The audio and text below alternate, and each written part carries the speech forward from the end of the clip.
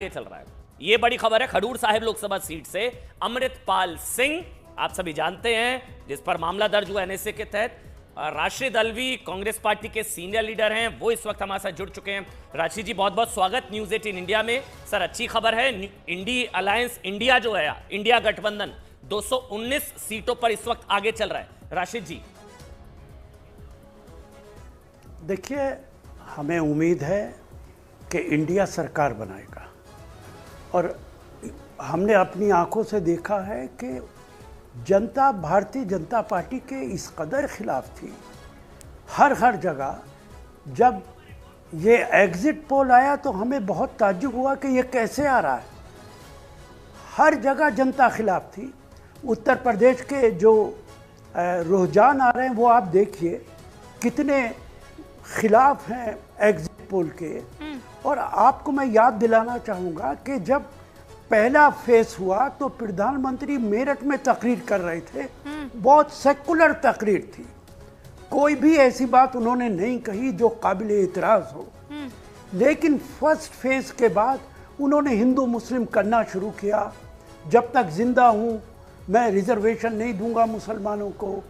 उन्होंने मुसलमानों को इन्फिल्ट्रेटर्स बताया, तभी हम समझ गए थे। वो मुद्दे जो है विश्लेषण राशिद साहब आज शाम को होने ही वाला है, लेकिन चूंकि अभी लगातार आंकड़े आ रहे हैं, 543 सीटों का रुझान आ चुका है, 303 पर एनडीए है, 219 पर इंडिया है। आप कह रहे हैं अभी भी पूरा इस वक्त अनुमान यह है कि इंडिया जो है गठबंधन वो सरकार बना सकता है। आप जवाब दीजिएगा, लेकिन उससे पहले देश की जनता के लिए न्यूज 18 इंडिया के जो वोटर्स हैं और व्यूअर्स हैं उनके लिए खेलो बेजोड़ और जीतो करोड़। जी हाँ, काउंटिंग डे पर न्यूज 18 इंडिया पर बम्पर इनाम जीतने का मौका है। हमारे सवाल जी आपके जवाब, देखिए दिन भर न्यूज 18 इंडिया और पाए 1 करोड़ जीतने का मौका। राशिद अलवी जी अब आप दे सकते हैं जवाब, बताइए राशिद अलवी जी। देखिए जो कुछ रुझान आप दिखा रहे हैं ये बिल्कुल शुरुआती रुझान है। शाम तक नतीजा आएगा, पता चल जाएगा कि किसकी सरकार है किसकी सरकार नहीं। लेकिन मेरा मानना अभी भी है कि ये 300 सीटें जो आप दिखा रहे हैं ये घटेंगी। आपने अभी देखा बंगाल के अंदर ममता बनर्जी 30-31 तक पहुंच गई। जी बिल्कुल। यूपी के अंदर 30-35 सीटें बीजेपी हासिल कर रही है। हरियाणा के अंदर सारी सीटों पर कांग्रेस आगे चल रही है। बिहार के अंदर बहुत बेहतर नतीजे आ रहे हैं। महाराष्ट्र के अंदर देखिए तो आहिस्ता आहिस्ता मुझे लगता है कि ये बदलेगा। और भारतीय जनता पार्टी के नेताओं ने जिस तरीके से चुनाव लड़ा है, मेरी सर शर्म से झुक जाता। राशिद भाई सत्ता के लिए इस हद तक नहीं जा बहुत सकते। जरूरी आपसे पूछना, फिर ईवीएम डीएम और ईसी सब ठीक काम कर रहे हैं अभी 10:30 बजे तक? जी अभी देखिए, ईसी की जिम्मेदारी है कि ईसी की जिम्मेदारी है सही काम करे। लेकिन मैं आपसे ही पूछता हूं, बहैसियत एंकर के नहीं, बहैसियत भारतीय के, आपने अपोजिशन के खिलाफ तो कितने नोटिस दिए ना ईसी ने। प्रधानमंत्री के भाषण पे आपको एक भी नोटिस नजर नहीं आया। क्या उनके जितने भाषण थे वो कानून के मुताबिक, रूल्स के मुताबिक थे? जब वो कह रहे थे कि सारी दौलत मुसलमानों के अंदर बांटा गया था, जब वो कह रहे थे कि मंगलसूत्र, जी उन्होंने जो बात बोली थी उस पर बकायदा नोटिस दिया गया था। जेपी नड्डा से क्लैरिफिकेशन मांगा गया था, जो पार्टी के अध्यक्ष है। ऐसा नहीं है कि इलेक्शन कमीशन ने उनके बयानों पर किसी तरह का कोई एक्शन नहीं लिया। जो आपके बयानों को लेकर शिकायत थी, जैसा एक्शन आपके नेताओं पर लिया गया, वही एक्शन जो है वो प्रधानमंत्री नरेंद्र मोदी तक पर लिया गया। ऐसे में ये कहना कि नहीं ऐसा नहीं हुआ, उन्होंने आंख मूंद ली और मुंह पर उंगली रख ली है, वो गलत होगा। बहरहाल एक बार फिर से दर्शकों को बता देना चाहती हूँ, 543 सीटों के रुझान बताते हैं। एनडीए को 301, इंडिया को 221। लगातार इंडिया गठबंधन जो है वो अपनी सीटें बढ़ाता हुआ इस वक्त रुझानों में नजर आ रहा है। भूलना है, वो वार्निंग दिया उन्होंने, पंकज को नहीं भूलना। बताइए पंकज भाई। तो अमन और रूबिका बताइए, गिरिराज सिंह के बारे में क्या खबर दूंगा मैं आपको? मुझे लगता है आप खबर देंगे, वो आगे चल रहे हैं या पीछे चल रहे हैं? पीछे चल रहे हैं, ट्रेल कर रहे हैं। अवधेश कुमार राय जो हैं वो लीड कर रहे हैं सीपीआईएम के। जीतन राम मांझी आगे चल रहे हैं, मीसा भारती आगे चल रही हैं। अच्छा, मैं अमित शाह को लेकर क्या खबर दूंगा आपको? लगभग 3 लाख वोटों से जीत रहे हैं। अच्छा पंकज, अमित शाह को लेकर मैं क्या खबर दूंगा आपको, फिर बताइए। 3 लाख वोट से लीड कर रहे हैं। और करण भूषण कैसरगंज वो भी लीड कर रहे हैं। सुपुत्र 16,500 मतों से आगे चल रहे हैं। बिल्कुल बिल्कुल। उजियारपुर से नित्यानंद राय के बारे में क्या खबर है? आप बताइए।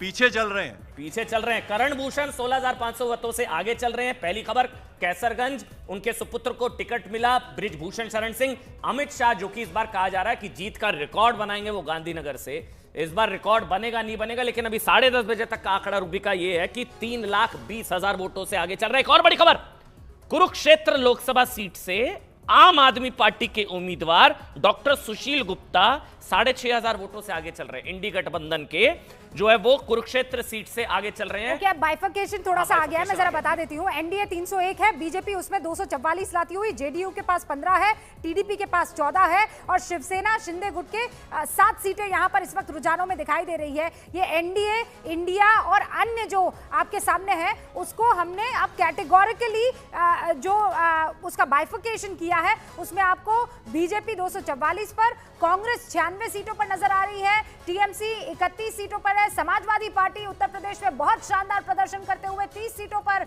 इस वक्त दिखाई दे रही है, डीएमके के पास 20 सीटें, ये इंडिया गठबंधन की मैं बात कर रही हूं। और यहाँ बीजेपी को देखिए 244 है, जेडीयू के पास 15 है, टीडीपी के पास 16 है और शिंदे गुट के पास 7 सीटें इस वक्त दिखाई दे रही है। एलजेपी 5 की 5 सीटों पर इस वक्त रुझानों में आगे दिखाई दे रही है।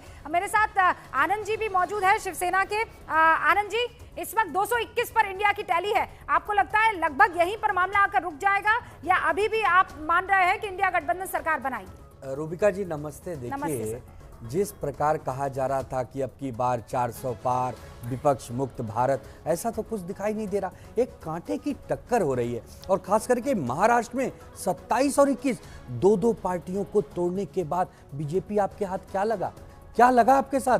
2019 में हम आपके साथ थे तो 48 में से 41 पा गए और आज आप यहाँ 21 पर आ गए, सीधे 20 सीटें कम हो गई। ये दिखाता है कि जनता ने अपना जनादेश महाविकास आघाड़ी और इंडिया गठबंधन के लिए दिया है, महाराष्ट्र के लिए दिया है, देश की अस्मिता के लिए दिया है। आप देखिएगा जैसे जैसे अभी रुझान नतीजों में बदलेंगे, एनडीए कमजोर होता जाएगा और इंडिया मजबूत होता जाएगा। नहीं तो अमन क्यों नहीं होंगे आनंद में? 217 आखिरकार इतनी भयंकर और शानदार लड़ाई की है और लड़ाई यहाँ पर कांटे की देते हुए नजर आ रहे हैं। पंकज बुला रहे हैं, पंकज का रुख करते हैं। बिल्कुल रूबिका, बड़ी खबर यह है, चिराग पासवान देखिए वो थोड़ा ऑब्वियस लगता था, वो आगे चल रहे हैं, लीड कर रहे हैं हाजीपुर से, लेकिन बड़ी खबर यह है कि बारामूला से उमर अब्दुल्ला और लोन दोनों पीछे चल रहे हैं। आगे कौन चल रहे हैं? इंजीनियर रशीद। टेरर फंडिंग का मामला है, बेटे ने पूरा कैंपेन किया, सोशल मीडिया पे पूरा कैंपेन किया, आगे चल रहे हैं, लीड कर रहे हैं। महबूबा मुफ्ती पीछे चल रही हैं अनंतनाग से। तो ये बड़ी खबर है। मुद्दा क्या था? इंजीनियर रशीद, उनके बेटे घूम कर ये कह रहे थे कि मेरे बाप को छुड़ाना है, इसलिए वोट हम ही को करना है और लोग जो है वोट कर रहे हैं, मतलब अगर रुझानों के ऊपर मैं यकीन करूं तो वो इसलिए ताकि इंजीनियर रशीद बाहर आ सके। बहरहाल चरणजीत सिंह चन्नी 54,000, चन्नी साहब जिन्होंने स्टंटबाजी बता दिया था पुंछ हमले को, वो 54,988 वोटों से इस वक्त आगे चल रहे हैं चरणजीत सिंह चन्नी। और पंजाब की फरीदकोट सीट से निर्दलीय उम्मीदवार जो हैं सरबजीत सिंह खालसा, वो 22,616 वोटों से आगे चल रहा है। समाजवादी पार्टी के अफजाल अंसारी जो है इस वक्त 416 वोटों से आगे चल रहे हैं। कलम और कट्टे की लड़ाई बताई थी, की टक्कर यहाँ पर नजर आ रही है।